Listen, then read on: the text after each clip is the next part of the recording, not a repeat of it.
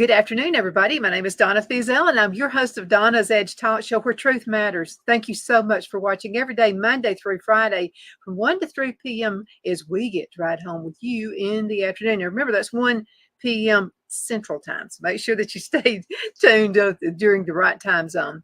Something, you can find us on the radio, icradio.media, where we are a Fox News affiliate now. We appreciate that. Thank you, Dave, for making that happen. And also, you can find us on television, channel 182 on Charter Communications, and Abundant Television, found on Roku, Apple TV, and Amazon Fire. And don't forget the podcast on thenewscasters.com. AP, I was talking with Rob the other day at Abundance Television, and he said, you might want to let AP know this. AP is one of the most watched shows that you have on the program.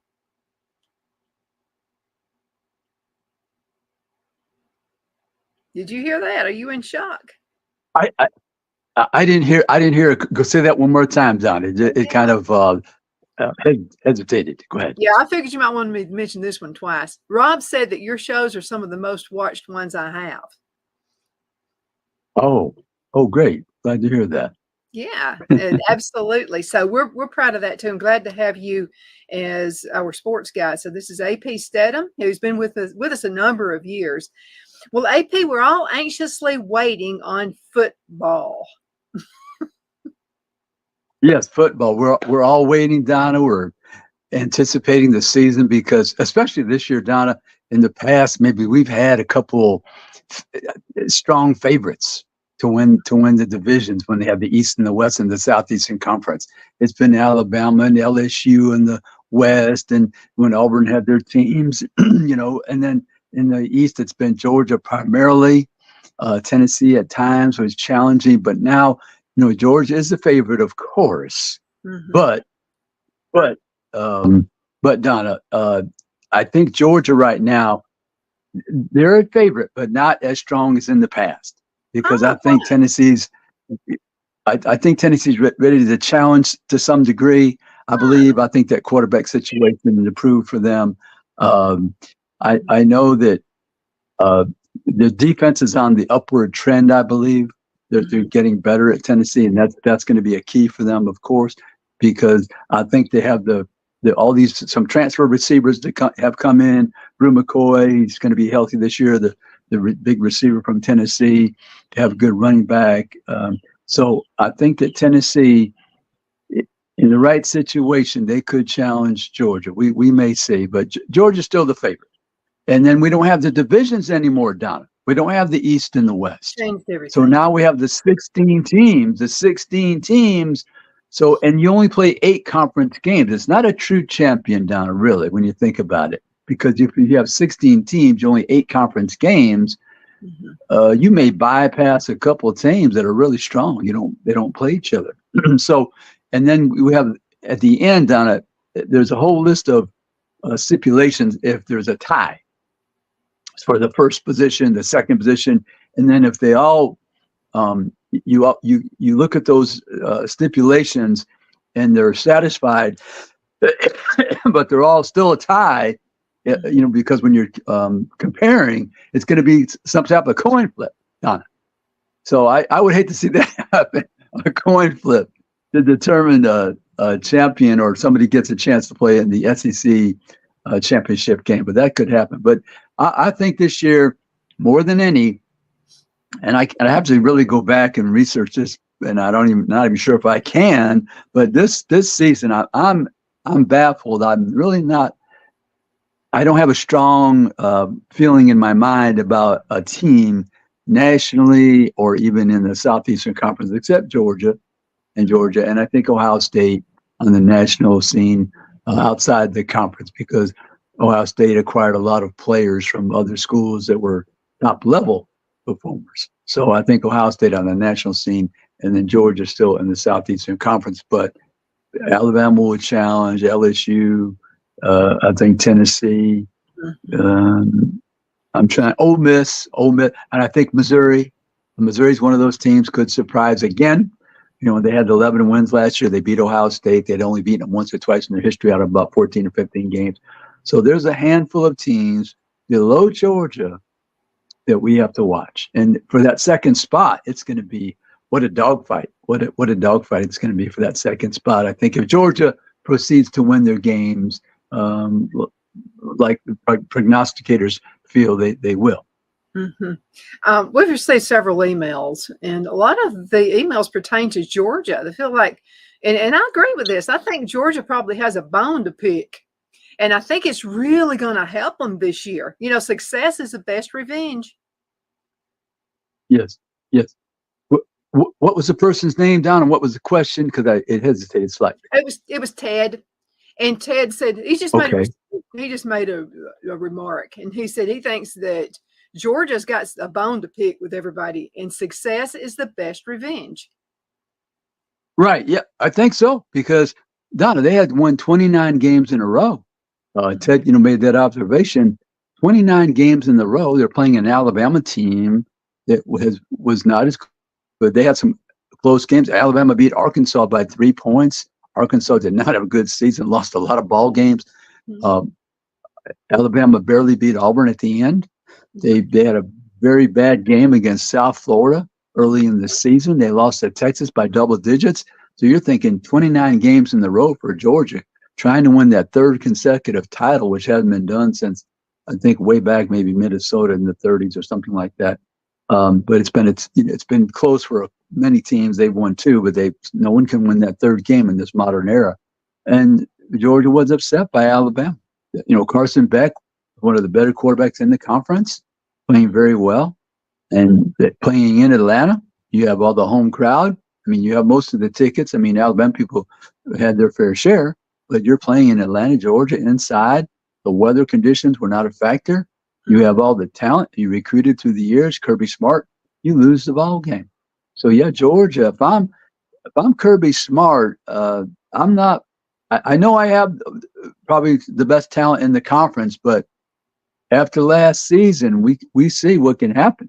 They can lose a ball game, this is after all the kinks have been flushed out of your system because it's the championship game. So there's no excuses of somebody being young or inexperienced or not familiar with the quarterback or not familiar with the offensive system, the defensive system, the special teams, and you lost that game to Alabama. So Kirby Smart, I know he had to be frustrated with last season because that was a team that could have challenged and played for the national championship game, and they ended up losing to Alabama. Does Alabama, do you feel like they're a little behind what they should be? Because I don't know. Normally they're going in like number one, we're going to just beat everybody. It feels like they've lost a little bit of the robust. What do you think? Yeah. Don, you said Alabama. Is that what you said? Alabama? Yeah. Yes. Yeah, Alabama. I think they're probably reinvigorated, Donna, because here it is. You made the college football playoffs. You lost in the semifinals to the eventual champion, Michigan. You had a chance to tie the ball game in overtime. You didn't. But you have a new coach. He's bringing in a different culture and philosophy. He's a person who's done very well coaching the quarterback position. And Jalen Milroe still has some rough edges. And so I think that's a perfect fit for him. We'll see how he evolves in this system. He's going to probably have him throw the ball more timely with the short patterns, but Kalen DeBoer likes to throw the ball deep. Jalen Milroe's pretty good throwing the ball deep. So maybe that'll be a good marriage, but we're going to find out early because Alabama has to go on the road against Wisconsin, a team with a new coach last year, Luke Fickell. That would transfer Tyler Van Dyke from Miami. He's had an up and down career, but he's definitely capable. But he's an excellent coach, Luke Fickell. When he was at Cincinnati, Don, he got his team to the college football playoffs, one of the 4 teams. And he had 8 or 9 people selected in the draft from Cincinnati. Now think about this, Don.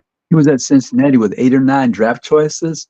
That would have been one of the tops in the SEC for draft choices. And Alabama and Georgia usually have 9, 10, 11, 12, upwards of, I think Georgia had the record, 14 or 15 a couple years ago. But to have 9 players, that's one of the tops in the country. And you're at Cincinnati, where you don't have all the advantages, Don, of some of the programs with more money and more prestige and tradition. So now he's at Wisconsin. Alabama is on the road. early in the season. So I think Alabama, they're excited because it's new. They have the coach, and he's won everywhere. And like I tell people, if you don't know anything about Kalen DeBoer, Donna, he beat Texas twice. Mhm. Alabama couldn't beat Texas twice. He beat Texas twice, coaching Washington. Beat Texas once in the bowl in Texas, and then he beat him right next door in New Orleans in the Sugar Bowl in the playoff game last year to reach the championship game. And then he beat Donna, besides beating Texas twice, so that's no fluke, beat Oregon not once, twice, 3 times in a row. Oregon has one of the best young coaches, Dan Lanning. So he definitely can coach football and knows what to do with his talent. So, no, Alabama, they should be fired up because, and then they beat Georgia last year. So they have to feel very positive about this season, I think. Let's talk about the two different styles, though, between Saban and between the coach they have now. We're going to have to let Saban go, okay, and really concentrate on this new coach. But before the game starts, what's the comparison between the two coaches? Yeah, right. I think Kalen DeBoer, he probably likes to throw the ball. Nick Saban liked the explosive plays. Those are running plays over 15 yards and passing plays over 20 yards. All coaches love those type of plays. But he probably throws the ball deeper more often, I would say. And I think his offense, I think from the head coaching perspective, it has some more imagination where you're getting people open consistently. So it makes it easier for your quarterback. So maybe we'll see some of those types of things. Although Alabama's had good coordinators through the years, there's been so many of them, it's hard to keep track on the offensive side, defensive side. But I think Kalen DeBoer, his offenses have always been predicated on giving the quarterback a chance because his schemes, the wide receivers, the tight ends, everybody, running backs, they seem to be open, and he seems to confuse the defense. And then culture-wise, just one thing, Don. Let's say he plays the music during practices. So that's something different. Mm-hmm. And he lets the media speak to the assistant coaches, which Nick Saban did not. And he let any of his assistant coaches speak to the media except during the mandatory sessions at the bowl games. If that particular bowl, if you're in the playoffs, there's 1 hour down, and there's actually a clock in the room or in the stadium. We had 1 hour to speak to anyone associated with the team, the trainers, all the freshmen, all the coaches. So that's something different. But and I'm not sure, and I think I'm not sure his coaches.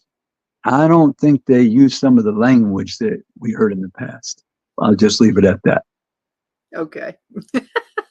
Yeah, that can be kind of intimidating. Absolutely. Let's get into a commercial break. We'll be right back in just a few minutes. Twin City Used Car Sales has been serving drivers in the Northeast Alabama area for years with a quality selection of late model used cars, SUVs, and pickup trucks.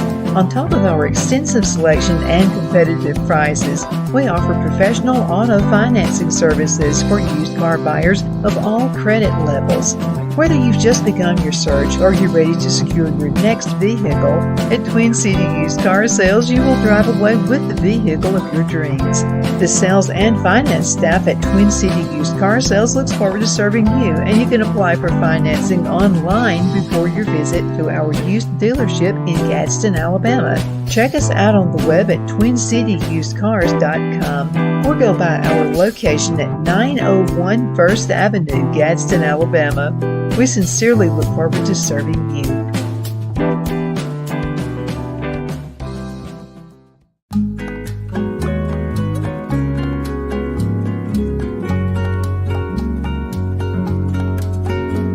At Lamone's Mexican Restaurant, located in Henniger, Alabama, and voted Best Mexican Restaurant of DeKalb County, Alabama 2020, we're here to serve you with authentic Mexican cuisine.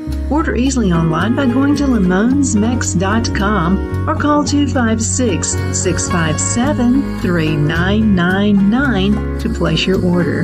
We're open Sunday through Thursday 11 a.m. to 9 p.m. and Friday and Saturday 11 a.m. to 10 p.m. Whether you're celebrating a cozy date night for two or a celebration for a crowd, at Lamone's you'll love our atmosphere and friendly servers. Thank you for dining with Lamone's Mexican Restaurant.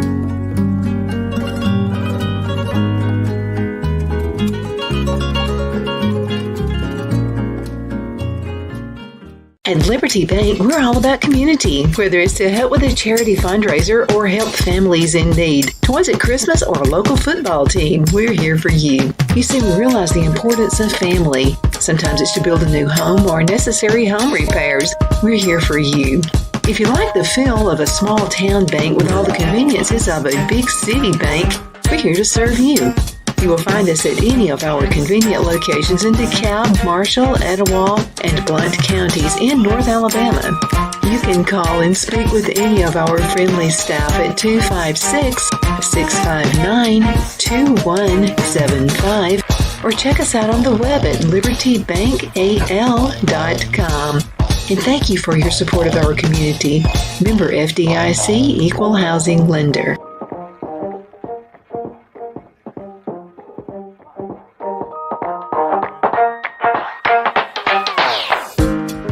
Jeff McCurdy of the McCurdy Law Firm has been a public service of this area for over 10 years. McCurdy, a member of the Henniger City Council, serves as prosecutor for the town of Sylvania and was named public defender for the city of Rainsville. The McCurdy Law Firm is located at 17326 Alabama Highway 75 in Henniger to better represent his Jackson and DeKalb County clients. If you need to be represented by a true public servant with proven success, call Jeff at 256-996-8701 or send a private email to mccurdylawfirm@gmail.com. No representation is made that the legal services performed is greater than the legal services performed by other lawyers.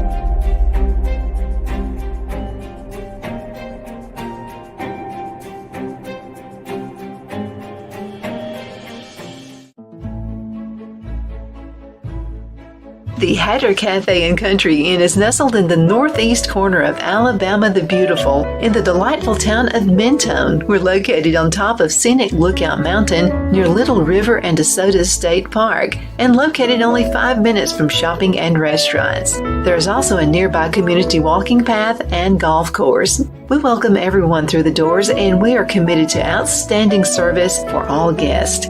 At the Hatter Cafe and Country Inn, we invite people from all walks of life to come and get away from it all, enjoy the open spaces, treetop views, fresh, clean air, and experience Southern hospitality at its finest. We look forward to hosting you. To reserve a special event, or if you would love a special getaway at the Country Inn, you can call us at 256-634-2018. We're back. My name is Donna, and I'm your host of Donna's Edge Talk Show. Thank you so much for watching every day, Monday through Friday, beginning 1 p.m. That's Central Time. We appreciate you listening to us. How folks all over the country listening to us right now, and you've had quite a few responses about Alabama, and this is from folks in other states. They would like to see us fall. That's not going to happen. AP Steadham is with us right now, and he is a talk show host. He actually has a show here on IC Radio, where we are a Fox News affiliate, and that is AP and Kelly As We See It. What's been happening with the other show? Don, I didn't hear you on that question. Okay, what's going on with AP and Kelly As We See It? Oh, the show, yes, yeah. And let's remind everybody now, AP and Kelly As We See It every Friday, Football Friday, 4 p.m. Central on IC Radio. And Donna, last week we had a special tribute. I don't know I know you like to watch the basketball, but we did a tribute to Jerry West. He's a tremendous player from West Virginia, All-American. He was All-NBA 14 times an All-Star. Then he built these teams, the Lakers, all their championships, and helped Golden State, and he helped the Memphis Grizzlies, and I think the last team now was the LA Clippers, but he had passed away. He was 86, so we did a special tribute for him, and we played an interview of two of the middle segments, segment 2 and 3, of Jerry West, tremendous Hall of Fame player and executive, and Ozzie Newsome, who's from up there in Northwest Alabama, Muscle Shoals, Colbert County.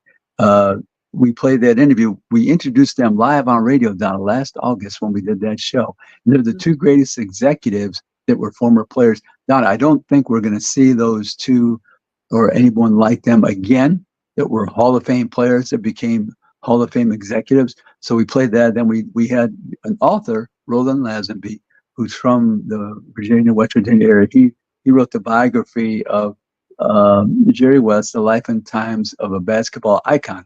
So that was our total show last week. We just devoted it to Jerry West. He was my favorite player, Donna. I had met him a time or two. And like I said, we did a couple interviews with him. And I just thought it was worthy because I don't think you're going to see someone like him again. He did more for basketball, Donna, than anybody I know in the NBA. And he is the logo. When you're watching the games, Donna, you see the NBA logo. That's actually Jerry West. He is the logo of the NBA. So, but this week on the show, I'm not sure what we're going to do exactly, but we're going to be talking some football, I'm sure, as we always do, except for last week. Like I said, we had that tribute. But the SEC Media Days, Don, are coming up mid-July in Dallas, Texas for the very first time. So we'll be traveling to Dallas, Texas mid-July for those sessions. And Donna, one other thing I wanted to bring up about, we're hearing about these name, image, and likeness. We've been hearing about it for a couple of years now, discussing it. We had known about this for 4 or 5 years, actually, that it was going to be part of the college football and college athletics. But Donna, the bowl games, I mean, we saw this a couple of years ago. It started maybe, I don't know, 4 or 5 years ago. The star players, Donna, were opting out of the bowl game if it wasn't in the championship game or the playoff. So here you are, you're the bowl team. Let's say you're in Tampa, Florida. You're promoting XYZ team, and the star player does not show up. What can you do? So what's going to happen now, Donna? We're going to see this happen. The bowl games are going to offer the name, image, and likeness money to entice the star players to stay. So it's filtered into that part of the game.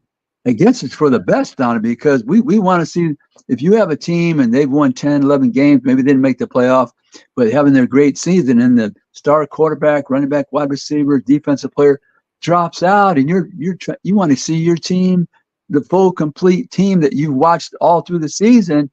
You want to see those star players. So maybe it's good. The money has factored in, and we'll get a chance to see those star players finish their career with their team. Well, but it takes money. Maybe I'm just old-fashioned, but I think when you make a commitment, you need to be there. I don't think you should have to pay something. Yeah, Don. Yeah, I don't understand, and I don't know if they had any recourse, Donna, to stop the players from not showing up to the ball game, from opting out, because at this point, if the word got around that XYZ coach would not let his players opt out of the game or try to punish them in recruiting, Donna, any little negative, they're going to use it against you. So the coaches are in a bad position. They can't exercise that authority. And like I say, I didn't even know if they had any written authority to stop a player from saying, I'm not going to compete in the last game. I'm opting out because I don't want to get hurt. Even though the player has insurance, Donna. There's insurance protecting that player. Millions of dollars of insurance that protect the player, but you saw it. Like I say, it started happening maybe half a dozen years ago, and that was a bad trend in college athletics, I thought. Some teams, like for instance, last year was the worst example, Donna, when Georgia played Florida State in the bowl game. Absolutely. Florida State didn't have anybody, and they ended up losing 60-something. It was the worst loss in bowl history. Georgia put 60-something points on the board. I think Florida State maybe had 7 points or 3 points, 10 points, something. But it was horrendous. That was the worst exhibition of football in a bowl game I've ever seen, Don. It was torture to watch. I barely could. I was so excited to see those two get together. I mean, my thing was, where was the sense of pride for the Florida State players? Because you had an undefeated season. you were not invited to the college football playoff. You could have made a statement and beat Georgia from the SEC because that's the conferences they're adjacent to each other, the ACC and the SEC, and all of them just refused to play and just left their university without any talent, and they were demoralized. I mean, like I said, that's the worst loss in bowl history. Imagine that you have an undefeated team. I mean, you come back, what people are going to remember, yeah, you won all your games, except that bowl game was the worst loss in not only your bowl history, but in the entire bowl history. That's a lot of football games in 100 and something years, Tom. I don't know. I love this. I love this saying that that success is the best revenge. I think we should all live by that. Yeah. I don't know what I would do if I were a coach and I had people who wouldn't play because of that. Mike Norvell, he was the coach. He couldn't convince any of them to stay. I mean, even if just a couple left and most of them stayed around, it would have given them a chance to have an undefeated season and say, hey, look, we beat Georgia out of the SEC. And everybody thought Georgia should be in the playoffs. We beat them. And we ended up with this undefeated season, would have been 14-0, I believe. Yeah, because they played the 12 games in the ACC championship and then won the bowl game. So we would have went 14-0. We would have beat Georgia out of the SEC. It's right next door to us. We recruit against them all the time. It would have been a big positive for us for many reasons, regionally, nationally, and for our program moving forward. But the coach, he could not convince them to stay. I would say Nick Saban, to his credit, he's played in bowl games where they weren't in the playoffs, and there was only a couple players that opted out. So he did a good job of selling the program, and they had a lot of pride to stay and win the bowl game. Remember one time they played Michigan, of all teams, in the bowl game in Orlando, and Jerry Jeudy ended up being the MVP. He didn't have to compete in that game, but he stayed and he was the MVP, and they beat Michigan. So it can happen with a coach and a team, but it didn't happen for Florida State. But now with this NIL, we're going to see if they're able to convince all the players to stay, or some of them will still opt out. Mm-hmm.